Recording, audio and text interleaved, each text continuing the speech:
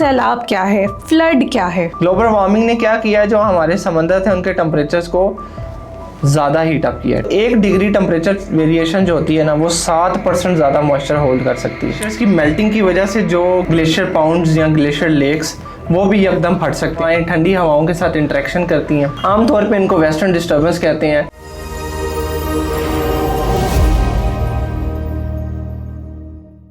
अस्सलामुअलैकुम।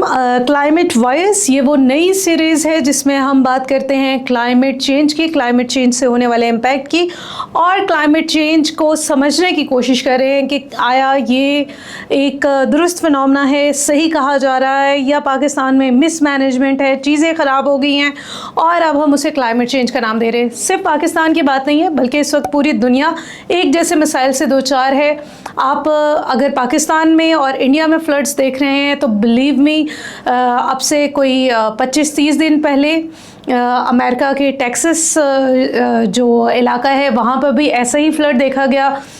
75 लड़कियां बह गई, जिसमें से 25 की जो डेड बॉडीज़ हैं वो भी अभी तक नहीं मिल सकी। तो ये है ऑन ग्राउंड सिचुएशन। इस क्लाइमेट चेंज से सिर्फ छोटे मुल्क नहीं बल्कि बड़े ममालिक भी उतना ही मुतासर हो रहे हैं। इससे कबल हमने स्विट्ज़रलैंड में एक बहुत बड़ी लैंडस्लाइडिंग देखी थी। अल्हम्दुलिल्लाह कि उसमें कोई जानी नुकसान नहीं हुआ था, लेकिन वो एक बहुत बड़ा केस था। अब हमें स्वीडन में एक ऐसा केस नज़र आया है जिसमें बहुत ज़्यादा लोग एक लैंडस्लाइडिंग के नज़र हो गए हैं और गांव के गांव मिट रहे हैं। यही हालात हमें इस दफ़ा मानसून के दौरान गिलगित बल्तिस्तान और पाकिस्तान के दूसरे इलाकों में देखने को मिले, जहां हमने देखा कि पाकिस्तान के उन पहाड़ी इलाकों में वो डिब्रीज आई जो इससे पहले ना कभी सुनी थी और ना ही शायद महसूस की गई। कुछ लोगों को वो ज़लज़ले की कैफियत नज़र आती थी। लेकिन इन तमाम चीज़ों से हट के आज के प्रोग्राम में क्लाइमेट चेंज का वो फिनोमेना हम डिस्कस करने जा रहे हैं जिसको फ्लड कहा जाता है। फ्लड क्या है, कैसे आते हैं, क्यों आते हैं, ये समझने की कोशिश करते हैं उमैर से। हाइड्रोलॉजिस्ट हैं, इंजीनियर हैं और काम कर रहे हैं नेशनल डिज़ास्टर मैनेजमेंट अथॉरिटी के साथ। तो हम उमैर से बात करना शुरू करते हैं। अस्सलाम वालेकुम उमैर। अस्सलाम वालेकुम। Thank you so much Umair for being with us. Umair, my first question with you is, सबसे पहले मुझे ये बताएं सैलाब क्या है, फ्लड क्या है? अगर मैं इसको बड़े एक नॉर्मल अंदाज में बताऊं तो एक नॉर्मल जो दरिया का रिवर कोर्स है उसके अंदर एक मामूल के मुताबिक बहाव हो रहा हो और कोई एक ऐसा इवेंट ट्रिगर हो जाए जो हाइड्रोलॉजिकल साइकिल है, उसके अंदर मुख्तलिफ चीज़ों का इंटरेक्शन हो रहा होता है, जिसमें स्नो मेल्टिंग है, बादलों का बनना है और बारिश का होना है। और इसमें अगर कोई ऐसा कोई एक इवेंट ट्रिगर हो जाए जो पानी के बहाव को यकदम इंक्रीज़ कर दे और उससे दरिया अपने नेचुरल कोर्स से बाहर निकल आए, तो उसको हम सैलाबी सूरत हाल कहते हैं। ओके, ये तो हो गई दरियाई सैलाब। सैलाब के और कौन सी किस्में हैं? जी, इसके अलावा जो हमारे ग्लेशियर्स हैं, जब आपके टेम्परेचर ज़्यादा होंगे और वो ज़्यादा जल्दी मेल्ट करेंगे तो ग्लेशियर्स की मेल्टिंग की वजह से जो ग्लेशियर्स के फुट हिल्स पे पाउंड्स बन जाते हैं, ग्लेशियर पाउंड्स या ग्लेशियर लेक्स, वो भी एकदम फट सकते हैं।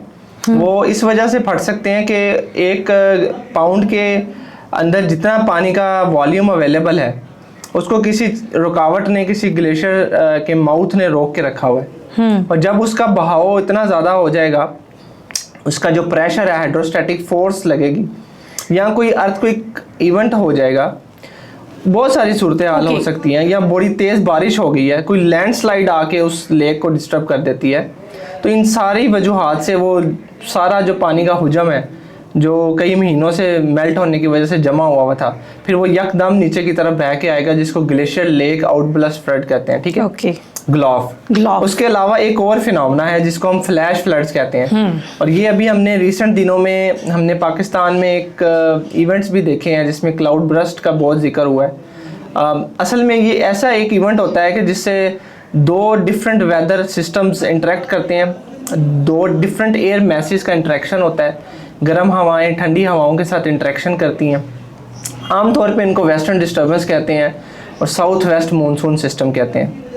जब इनका आपस में इंटरेक्शन होता है और पहाड़ी ज्योग्राफिकल ऐसा रीजन हो जहाँ पे पहाड़ी सिलसिला हो, ठीक है, वहाँ पे कम दबाव भी बनाओ, लो प्रेशर सिस्टम भी बनाओ, तो फिर ओरोग्राफिक इफेक्ट होता है एक, ठीक है। वो इफेक्ट क्या होता है कि जब आपके गर्म हवा ज़मीन के करीब उठती है, ऊपर की तरफ जाती है, और वो बहुत जल्दी कंडेंस होती है, बादल बनते हैं, और फिर ग्रेविटी उस बादल के मॉइस्चर को पुल कर रही है नीचे की तरफ, ठीक है, और पहाड़ी उसको फैसिलिटेट कर रही है कि जो बादल को रोक लिया एक साइड से। ओरोग्राफिक इफेक्ट है।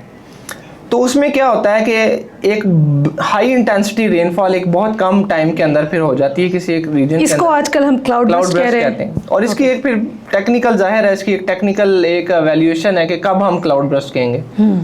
उसके लिए जो वर्ल्ड मेट ऑर्गेनाइजेशन है, उन्होंने ये स्टैंडर्ड रखा है, और मुख्तलिफ इदारों ने खैर अपने लिहाज से तब्दील किए हुए स्टैंडर्ड। जो हमारे रीजन के अंदर स्टैंडर्ड अब यूज़ हो रहा है, जो पाकिस्तान मेट डिपार्टमेंट या NDMA या डिफरेंट ऑर्गेनाइजेशंस कर रही हैं, उसमें हमने थ्रेशोल्ड रखा हुआ है कि 100 मिलीमीटर बारिश अगर 1 घंटे से कम वक्त के अंदर या 1 घंटे के अंदर हो, और एक छोटे जोग्राफिक रीजन के अंदर हो जिसमें 20 से 30 स्क्वायर किलोमीटर का एरिया हो, तो हम उसको क्लाउड बर्स्ट कहेंगे। नहीं तो उसका वैसे जो साइंटिफिक नाम है उसको टोरेंशियल रेन कहते हैं। टोरेंशियल रेन और heavy rain, is it the same thing और the different same thing? Yes. Okay, हमारी चीफ मिनिस्टर साहिबा ने कहा था कि इस दफ़ा जो बारिशें हुई हैं वो मुख्तलिफ बारिशें थी, वो टोरेंशियल रेन थी।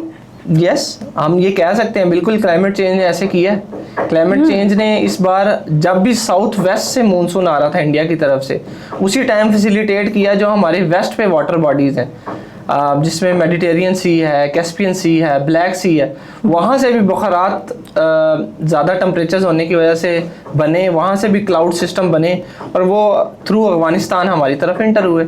ओके, सो उमैर, मुझे ये समझ आई कि सैलाब की 3 किस्में हैं, एक दरियाई, इसके अलावा भी हैं। हाँ, yes, I just want to know कि इसके अलावा कौन सी किस्म? ये एक रिवराइन फ्लडिंग हो गया, ग्लेशियर लेक आउटबर्स्ट फ्लड हो गया, और एक फ्लैश फ्लड हो गया। एक हम और नई किस्म का जो एक सैलाब की किस्म है, उसको अर्बन फ्लडिंग कहते हैं। ठीक है, ये हमने अपने अब जितने भी मेजर मेट्रोपॉलिटन शहर हैं उन सब में हमने ऑब्जर्व किया है कि जब भी 50 मिलीमीटर या उससे ज़्यादा की बारिश होती है तो हमारा ड्रेनेज सिस्टम इनएडिक्वेट कैपेसिटी की वजह से, यस।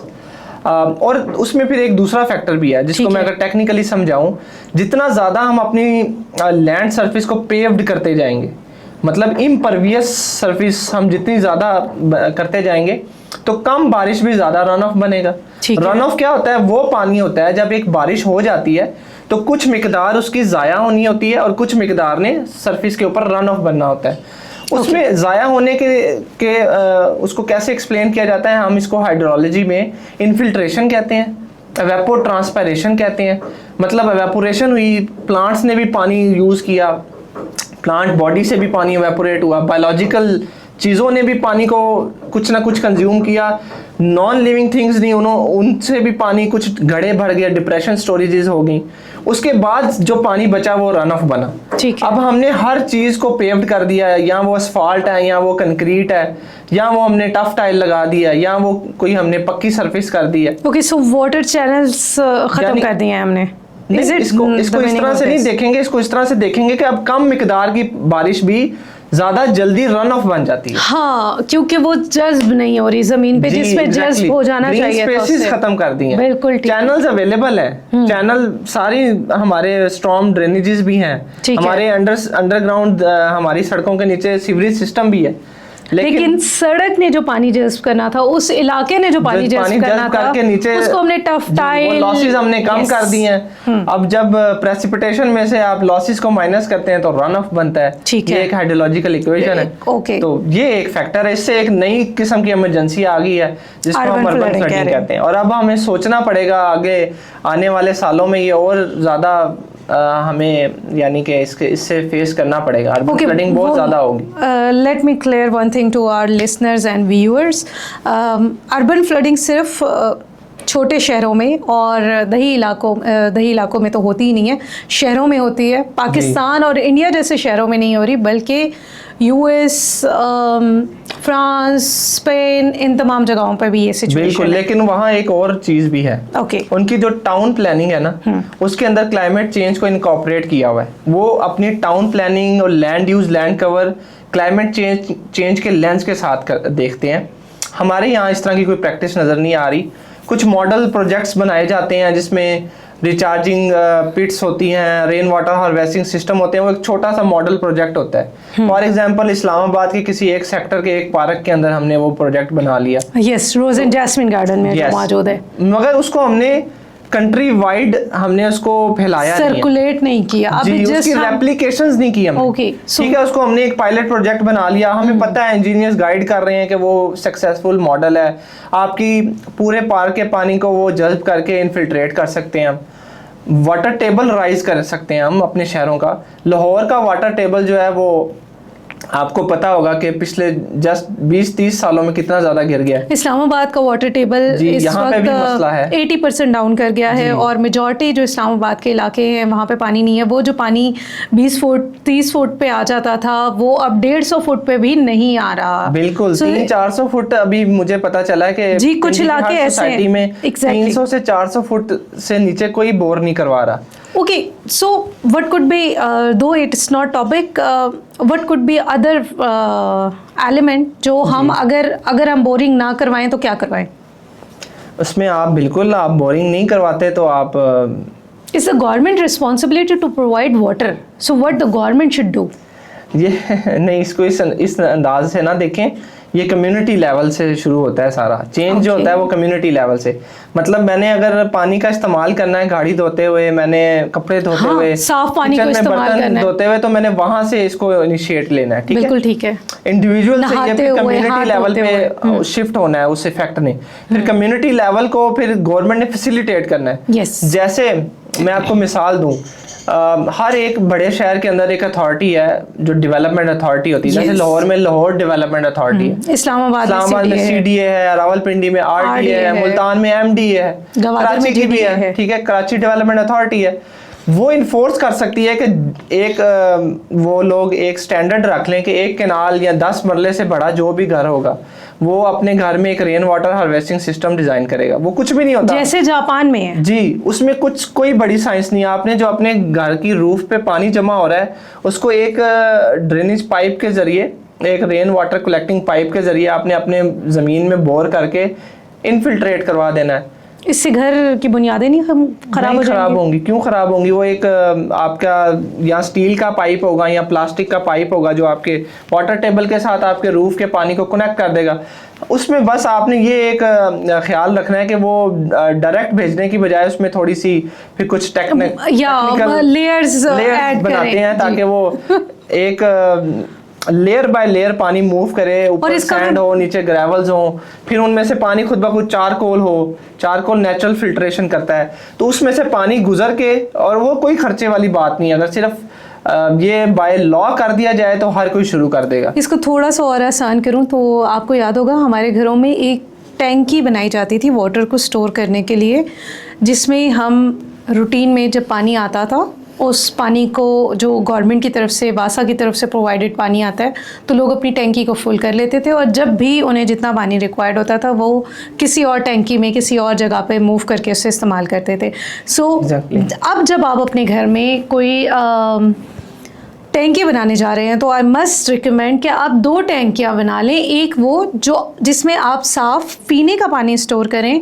और दूसरी वो जिसमें रेन वाटर जो आपके घर में आ रहा है आप उसको स्टोर करें ताकि आप उसको बेहतर तरीके से यूटिलाइज कर सकें। अगर गवर्नमेंट डैम नहीं बना पा रही, बंद नहीं लगा पा रही, तो समझें कि हम सब की उसमें कंट्रीब्यूशन है। हम सब कितना ज़्यादा पानी ज़ाया करें।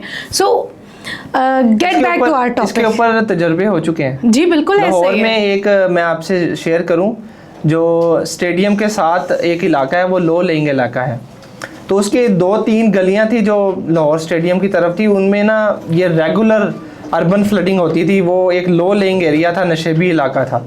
तो वहाँ इंजीनियर्स ने इसको टेस्ट कर लिया हुआ है ठीक है। वाटर क्वालिटी भी ज़बरदस्त आई है जब वो रिचार्ज हुआ है पानी, उसकी सॉइल सैम्पलिंग उन्होंने थर्ड पार्टी से वैलिडेशन भी करवाई है।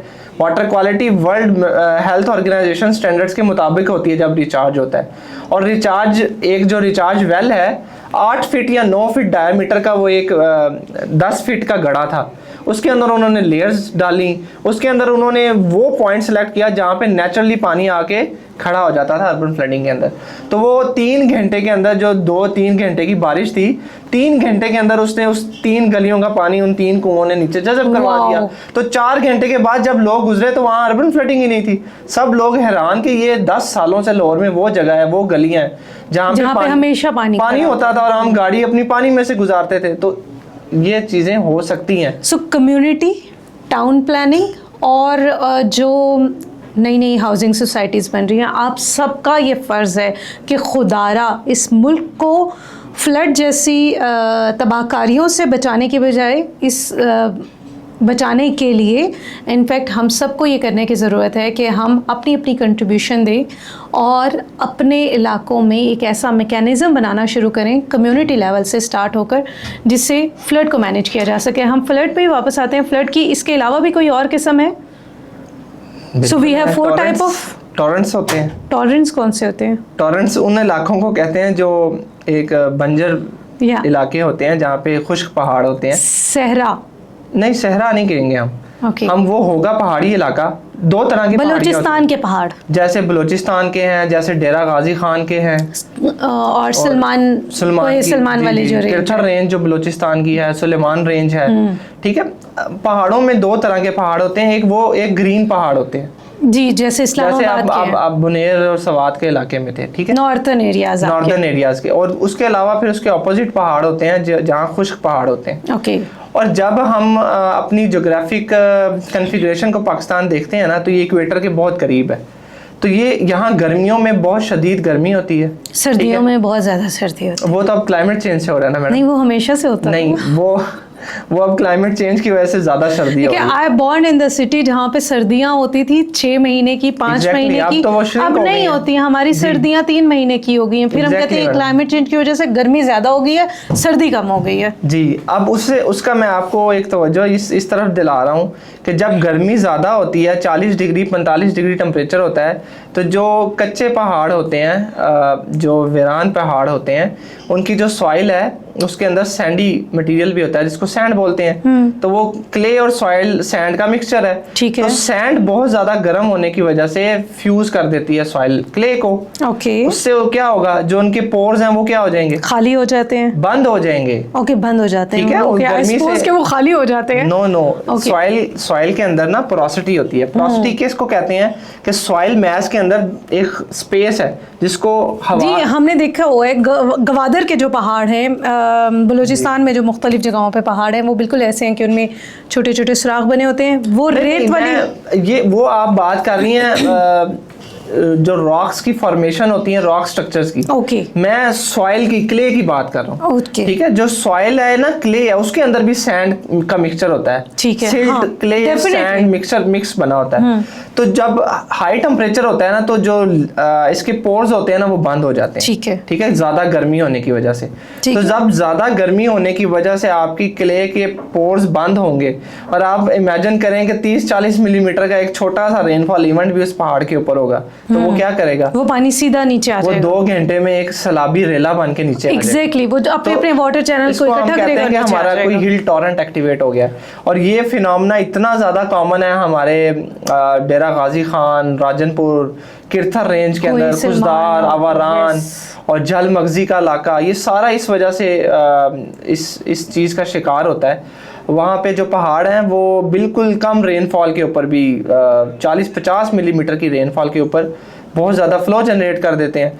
और फिर जो डाउन स्ट्रीम एरियाज में जो आबादियाँ होती हैं वो इफेक्ट होती हैं, तो इसको टोरेंशियल फ्लड्स भी कहते हैं। उसके अलावा भी फ्लड्स होते हैं। वो कौन से हैं? जो साहिली इलाके हैं, जिस तरह हमारी कोस्टल बेल्ट है, कोस्टल बेल्ट के ऊपर जब कोई समंदर के अंदर कोई सिस्मिक एक्टिविटी होती है, जैसे कोई अर्थक्वेक बन गया, टेक्टोनिक प्लेट्स हैं, उन टेक्टोनिक प्लेट्स के एक्टिवेट होने से एक समंदर की लहर बनेगी, और वो लहर सुनामी, बिल्कुल। वो जब सुनामी की लहर आपके शहर में आएगी तो उसको हम कोस्टल इनंडेशन कहते हैं। ओके, सुनामी एक सैलाब है। एग्जैक्टली। ओके, वो बहुत ज़्यादा पानी आता है, आपको इतना ज़्यादा पानी आ जाता है कि आपकी एक एक दो दो स्टोरियाँ आपकी डूब जाती हैं। बिल्कुल ऐसे ही है। और कार और बस और इस तरह के घरों को आप उसमें फ्लोट करते हुए देखते हैं। 7 तरह के सैलाब हो गए जो हमने आइडेंटिफाई कर लिए, और वो सारे के सारे पाकिस्तान में आते हैं। जी। एवलांचेस भी सैलाब है?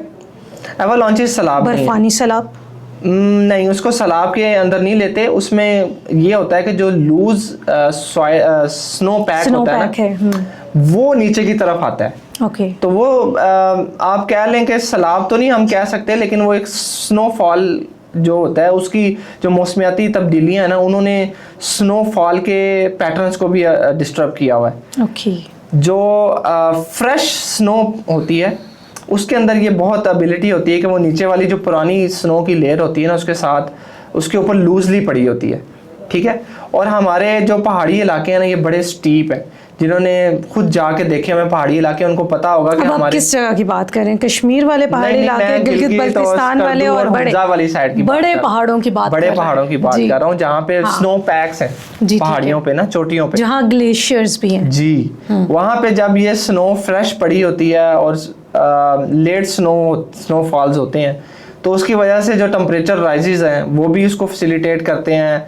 इसके अलावा जो बड़ी स्टीप पहाड़ी के अंदर ग्रेडियंट होता है वो भी उसको फैसिलिटेट करता है। और फिर छोटा सा अर्थक्वेक आ जाए तो वो भी ट्रिगर कर देता है। तो वो जो लूज सॉइल मैस हजारों टन का पड़ा होता है वो नीचे की तरफ आ जाता है, तो उसको अवलांच कहते हैं बेसिकली। ओके, सो सैलाब की यही 7 किस्में हैं या इसके अलावा भी कोई एडिशन हो सकती है जिसको हम सैलाब की किस्म तो नहीं होती, लेकिन वो एक पानी से रिलेटेड हैजर्ड है, उसको कहते हैं सी वाटर इंट्रूजन। यस, ठीक है। उसमें तो पानी जज्ब करने के, समुद्र का पानी जो है वो जज्ब हो जाता है साफ पानी के साथ। सरफेस फिनोमेना होता है। इसमें ये होता है कि जो आपका समंदर का जो सॉल्टी वाटर है ना, वो आपके फ्रेश ग्राउंड वाटर टेबल के अंदर फ्यूज हो रहा होता है। ओके। तो जो आपके कोस्टल इलाके हैं, जैसे ठट्ठा है, सुजावल है, बदीन है, उन इलाकों के अंदर, सांगड़ है, उन इलाकों के अंदर जो कोस्टल बेल्ट के ऊपर गवादर, बिल्कुल गवादर के अंदर भी ये है मसला है। हब में भी होता होगा फिर तो। बिल्कुल होगा। इससे ज्यादा इफेक्ट हमारे जो फ्रेश लेक्स होते हैं, मंछर लेक जैसे, बिल्कुल उसकी एक एग्जांपल है। और कौन सी लेक्स हैं? मंछर लेक है, उसके अलावा और बहुत सारे हमारे छोटे छोटे रिजर्वायर्स बनाए हुए हैं हमने, जो हमने वाटर स्टोरेज के लिए इस्तेमाल किए ताकि रेन वाटर को हम स्टोर करें। तो कोई भी जो above the surface water body है, कोई चैनल है, इवन हमारे जो नहरें होती हैं उनमें इफेक्ट आ जाता है। जो हमारे ऊपर हमारे कोई लेक्स होते हैं उनमें इफेक्ट आ जाता है। कोई डैम्स बने हुए हैं। उमेर, ये सैलाब अल्लाह ताला का अज़ाब नहीं होते? नहीं। सो ये हमारी मिसमैनेजमेंट है। जी। ओके। सैलाब लाखों हजारों सालों से आते आ रहे हैं, पानी आता आ रहा है। हाँ। ये एक साइकिल है। हाँ। जो समंदर हैं उनसे बुखारात बनते हैं, एवापोरेशन होती है, वो ऊपर जाके कंडेंस होते हैं, उनसे क्लाउड्स बनते हैं, और डिफरेंट जेट स्ट्रीम्स जो हवा के सिलसिले होते हैं, समुंदरी हवा के सिलसिले, वो उनको लेके जाते हैं। जहाँ पे उनको फेवरेबल कंडीशन मिलती है वहाँ पे वो बरसते हैं। ओके, जो बादल बरसते नहीं हैं वो कहाँ जाते हैं? वो कहीं और बरस जाते हैं, कहीं ना कहीं बरस जाते हैं। इसका मतलब ये कि समुद्रों में से जितना पानी बुखारात बन के उड़ रहा है वो वापस इस जमीन के सर्कल में ऐड हो जाता है। जी। वाटर से साइकिल शुरू होता है, वाटर बॉडी से, फिर वो एटमॉस्फेयर में जाता है, फेज 1। वाटर बॉडी से एटमॉस्फेयर में गया, फिर एटमॉस्फेयर से वो डिफरेंट फॉर्म्स में फिर लैंड पे आता है, फिर लैंड से वो फिर वाटर बॉडी में आता है। इसी साइकिल को ही तो हाइड्रोलॉजिकल साइकिल कहते हैं। फॉर्म्स कौन कौन सी होती हैं? लाजमी नहीं है वो जो वेपर्स कन्वर्ट होके एटमॉस्फेयर में गए हैं वो लिक्विड फॉर्म में ही आएंगे, वो सॉलिड फॉर्म में भी आ सकते हैं, आइस क्रिस्टल्स बन के, ठीक है, स्नोफॉल की फॉर्म में, हेल्स की फॉर्म में। ये जो इस्लामाबाद के अंदर एक फिनोमेना हुआ था, हेल्स। अब मुझे ये बताइए कि पाकिस्तान में और भारत में वो कौन से एलिमेंट हैं जो सैलाब को हवा दे रहे हैं? What is the reason? उसमें अब बहुत सारे फैक्टर हैं। पहला दर्जा हरारत का बढ़ जाना, पहले बिल्कुल ग्लोबल वार्मिंग, ठीक है।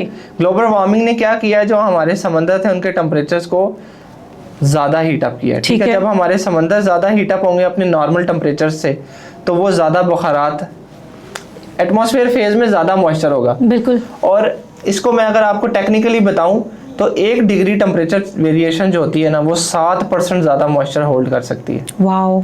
ठीक है, इसका तो मतलब है कि अगर 7% ज्यादा बारिश है। हाँ, अगर एटमॉस्फेयर में 1 डिग्री सिर्फ टेम्परेचर वेरिएशन हुई है ना, इस कमरे में सिर्फ 1 डिग्री टेम्परेचर आप बढ़ा दें, फॉर एग्जांपल हम 26 डिग्री टेम्परेचर पे हैं जी। कोई हमने एक ऐसी एक्टिविटी की है, यहाँ 27 डिग्री टेम्परेचर हो गया, तो अब हमारी इस कमरे की हवा के अंदर इतनी एबिलिटी है कि वो 7% ज्यादा मॉइस्चर होल्ड कर सकती है। बिल्कुल ठीक है। ठीक है, तो इस वजह से ये जब हवाई सिलसिले बन रहे हैं, अब जो मानसून सिस्टम बन रहे हैं, ये क्यों ज्यादा इंटेंसिफाई हो रहे हैं? तो हमेशा से थे ना इस रीजन में, मानसून हमेशा थे। हाँ, हमेशा से लोगों को ये समझ लेने की जरूरत है कि लेकिन वो इंटेंस क्यों हो रहे हैं, मैं उसकी वजह बता रहा हूँ। बिल्कुल ठीक है। अब वो ज्यादा मॉइस्चर होल्ड करके आ रहे हैं आपके शहरों के ऊपर। ओके, सो क्योंकि समुद्रों से ज्यादा बुखारात आ रहे हैं और वो फिर जब बरसते हैं तो फिर वो अचानक से आते हैं। इसको एक टेक्निकल एक हम इंडिकेटर कहते हैं, P VAT. Okay, precipitable water उनमें अब ज्यादा है। ठीक है, अब वो ज्यादा कैपेबिलिटी रखते हैं कि वो ज्यादा दूर तक इलाकों में बारिश कर सकते हैं, और अब उनमें ये भी कैपेबिलिटी है कि वो जब किसी एयर मैस के साथ इंटरेक्ट करेगा और एक फेवरेबल कंडीशन बनेगी, जो मैंने आपको पहले क्लाउड बर्स्ट के लिए बताया, वो यकदम भी बरसेंगे। तो ये अब नॉर्मल होने वाला है। मतलब ये कभी कभी था, कभी कभी एक जगह पे क्लाउड बर्स्ट होता था, एक जगह पे लाइटनिंग कोई होगी, लाइटनिंग स्ट्राइक जो कह रहा हूँ जी। लाइटनिंग स्ट्राइक की तो वजह ये होती है कि ईस्टर्न और वेस्टर्न जो हवाएं हैं वो डिफरेंटली चार्ज होकर आती हैं, और जब वो इंटरेक्ट करती हैं तो लाइटनिंग जी, उसमें यही फिनोमेना हो रहा है। ये जो बादल है इनके अंदर चार्जेस हैं। हाँ, ठीक है, और वो नेगेटिव जब इंटरेक्शन में आते हैं तो वो फिर ओके, ये बादलों की चार्जिंग नेगेटिव पॉजिटिव होती है तो लाइटनिंग होती है, या नेगेटिव नेगेटिव होने की वजह से होती है, या पॉजिटिव पॉजिटिव होने की वजह से होती है? This is a very technical question. So we will try to understand that phenomena as well. हम इसके बारे में रिसर्च भी करेंगे Umar. Right now, what are the step? वो क्या बुनियादी कदम हैं जो मुझे, आपको, मेरे माँ बाप को, हमारे बच्चों को लेने की ज़रूरत है, जिससे हम अपने आप को रिजिलियंट बना सकें और इन तमाम चीज़ों से बच सकें? अब मेरे ज़हन में इतनी चीज़ें आ रही हैं, लेकिन तो स्टार्ट एक एक करके बताना शुरू करें। नंबर 1 क्या? नंबर 1 तो सबसे पहले हमें इंडिविजुअल लेवल पे पानी नहीं ज़ाया करना। पानी ज़ाया नहीं करना। ठीक है, हमारी रिलीजियस ऑब्लिगेशन भी है।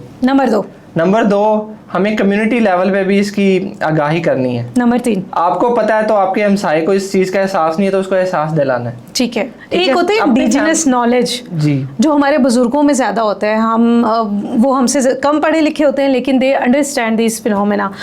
समझें, आपके बुजुर्गों ने जब आपको बताया ना कि दरियाओं का या जो पानी का रास्ता है, पानी ने अपना रास्ता लेना है, तो खुदा के लिए पानी को मजबूर ना करें कि वो आपसे छीन के ले आप अपना रास्ता। एग्जैक्टली। और इस तीसरा पॉइंट मेरा ये भी था, जो आपने अभी जिक्र भी कर दिया, जो हमारे वाटर चैनल्स हैं या दरियाई रास्ते हैं, उनको इनक्रोच नहीं करना किसी सूरत में भी। किसी सूरत भी आपने दरियाई रास्तों को इनक्रोच नहीं करना, ना ही पहाड़ों पे सैलाब ना आए। एग्जैक्टली, ना ही पहाड़ों पे और ना ही प्लेन लैंड पे, यानी पंजाब में भी नहीं करना, इंडियन पंजाब में भी नहीं करना, और पहाड़ों पे जैसे कि हम देखते हैं सवात में और खूबसूरत कश्मीर में, जम्मू में, इन जगहों पे जो हम देख रहे हैं, उस पे भी थोड़ा सा ख्याल करें। इनक्रोचमेंट बिल्कुल भी नहीं होनी चाहिए, और इस पे स्ट्रिक्ट। जन्नत में जाने वाले हैं क्या?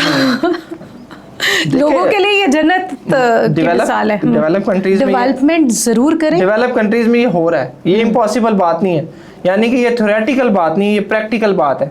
सिर्फ आपकी पॉलिटिकल लीडरशिप, आपकी कम्युनिटी लेवल की लीडरशिप, जो भी आपके रिप्रेजेंटेटिव्स होते हैं, अगर वो सीरियस लें तो ये हो सकता है।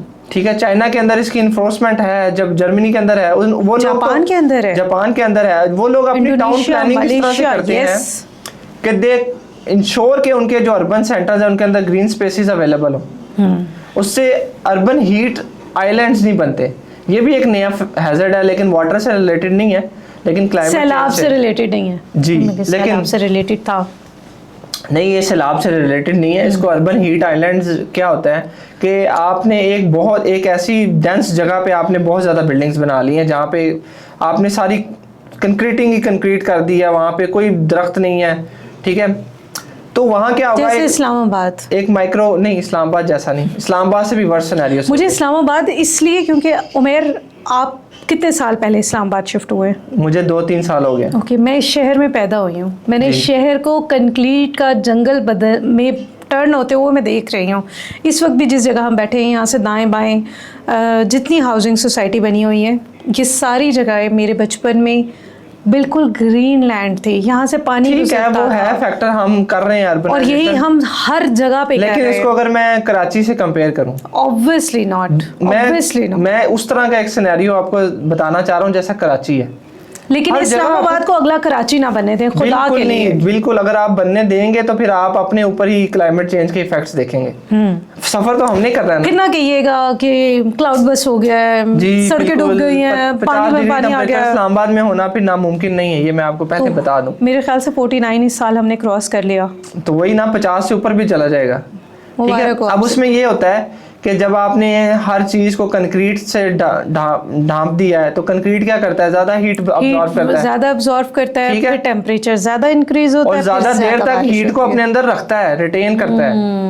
सिर्फ अब्सॉर्ब ज्यादा नहीं करता, उसको ज्यादा देर बाद तक रखता है। ओके, तो हमें अपने घरों का स्ट्रक्चर चेंज करने की भी जरूरत है। उस पे मैं बात करता हूँ, लेकिन मैं आपको पहले अर्बन हीट आइलैंड की तरफ आपकी तवज्जो दिला रहा हूँ। हम 7 पॉइंट्स पे थे। जब देखें बिल्डिंग्स के अंदर हीट ट्रैप हो जाएगी ना, तो आपके आसपास के एनवायरनमेंट से आपका वो एक माइक्रो क्लाइमेट जोन बन जाएगा। ठीक है, तो आपको हबस फील होगी, आपको ज्यादा गर्मी की शिद्दत फील होगी, उसको अर्बन हीट आइलैंड कहते हैं। ओके, ठीक है, एक localise with in your own town या सोसाइटी एक आपको डिफरेंट क्लाइमेट मिल जाएगा। इसकी बेहतरीन मिसाल, आप जो ही इस्लामाबाद से ड्राइव करते हुए खुले शीशों के साथ पिंडी में एंटर होते हैं, तो आपको एकदम से फर्क पता चलता है कि 2-3 डिग्री सेंटीग्रेड का टेम्परेचर वेरिएशन आ जाता है। ये फिनोमेना होता है अर्बन हीट आइलैंड। समझे इन तमाम चीजों को। ठीक है, उसके अलावा स्पंज सिटी कॉन्सेप्ट है। ठीक है, जर्मनी, नेदरलैंड, इन सब मुल्कों के ने ये कॉन्सेप्ट किया हुआ है कि उन्होंने जैसे पानी आता है वो सारा रोड ऊंचे बनाए हुए। ठीक है, बिल्कुल सिंपल इंजीनियरिंग, ये नॉर्मल रोड्स उनके ऊंचे हैं, और रोड्स के साथ जो पार्क्स है ना, उनकी एलिवेशन 2-2 फुट 1.5 फुट नीचे है। ठीक है, जो हमारे रोड के साथ मीडियन बना होता है, मीडियन आप समझती हैं मीडियन? मीडियन वो एक ग्रीन बेल्ट होता है जो 2 रोड के बीच में इंजीनियर्स छोड़ते हैं, जहाँ पे स्ट्रीट पोल, ये पोल लगे होते हैं ना, वो मुझे मीडियन के नाम से नहीं मगर समझ आता है, डिवाइडर्स के नाम से। जी, डिवाइडर्स या मीडियंस। ठीक है, ठीक है, मीडियंस के अंदर वो लोग क्या करते हैं, उन मीडियंस को थोड़ा सा डिप्रेस रखते हैं दोनों रोड से। जी, और जो आपकी रोड का कर्वेचर है ना जी, वो इस तरह डिजाइन करते हैं कि जो पानी सारा इकट्ठा होकर मीडियंस की तरफ आए। कितनी सिंपल बात है। पार्क आपने अपने सड़क से ऊंचा रख के नहीं बना देना। हमारे लाहौर में आप जाएं, वहां पे पार्क कैसे बने हुए हैं, रोड से ऊंचे बने हुए हैं। जॉगिंग ट्रैक्स हैं, वो रोड से ऊंचे बने हुए हैं ताकि उस ट्रैक में पानी ना आए। बिल्कुल, you know track is more important. बिल्कुल, झूले और ट्रैक इम्पोर्टेंट है। ठीक है, ठीक है, और इसके महंगे होते हैं ना जूते। इसके अलावा हमने अपनी ग्रीन रूफ का कॉन्सेप्ट जो है वो हमने लेकर आना है। So Umer, thank you so much for being with us. हमने समझने की कोशिश की सैलाब क्या है, कैसे आते हैं, कैसे बनते हैं, इनको कैसे कंट्रोल करना है और क्या करना है। नेक्स्ट एपिसोड में जब उमेर दोबारा हमारे साथ मौजूद होंगे, फिर हम इनसे कोई और नया फिनोमेना समझने की कोशिश करेंगे। फिलहाल तक के लिए आप इसको एब्जॉर्व कीजिए, और अगर आपको हमारी कोई भी बात, एक भी बात अच्छी लगी हो, तो खुदारा उसको अपनी ज़िंदगी में ऐड कीजिए। वो सिर्फ इतनी ही क्यों ना हो कि जब आप टूथब्रश कर रहे हो तो जो पानी आपके पास अवेलेबल है उस टूटी को बंद रखिए ताकि वो पानी ज़ाया ना हो। अपना ख्याल रखिएगा। हमें जल्दी से लाइक, सब्सक्राइब और शेयर ज़रूर कीजिएगा ताकि आपके आसपास के लोग भी समझ सकें कि क्लाइमेट चेंज क्या है और ये कैसे हमारी ज़िंदगियों को तब्दील करने जा रहा है।